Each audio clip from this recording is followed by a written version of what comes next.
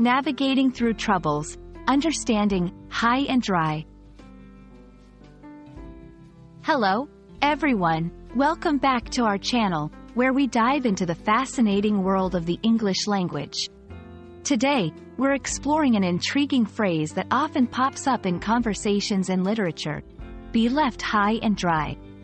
It's a phrase loaded with imagery and emotion, and understanding its usage can really help in both understanding English better and making your conversations more colorful. So, let's set sail into the meaning and usage of this interesting expression.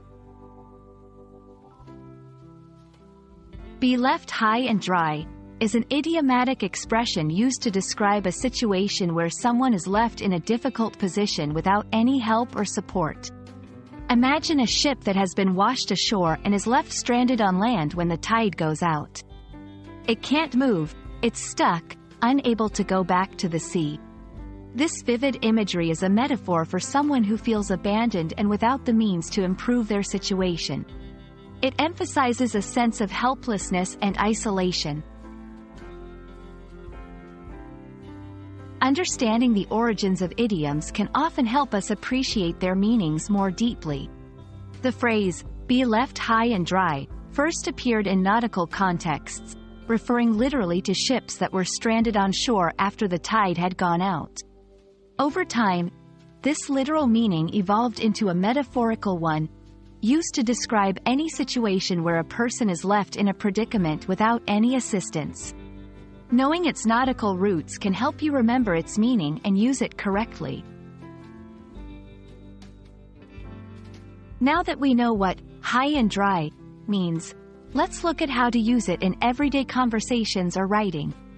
This phrase is versatile and can describe many types of situations, from personal relationships to business matters.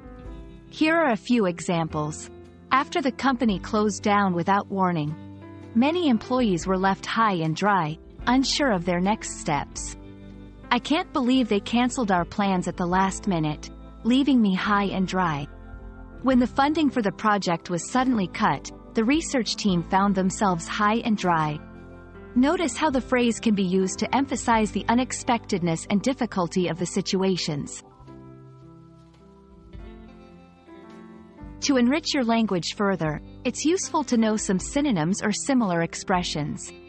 Here are a few. Stranded emphasizes being left in a place with no way of leaving. In the lurch conveys a sense of abandonment, especially in a difficult situation. Out in the cold also describes being excluded or abandoned, often without support or acknowledgement. These phrases can be used interchangeably in many contexts, adding variety to your language use.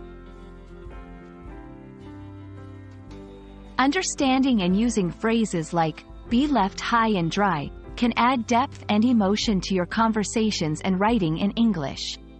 It's a powerful way to convey feelings of abandonment and helplessness, with its roots in a vivid maritime scenario.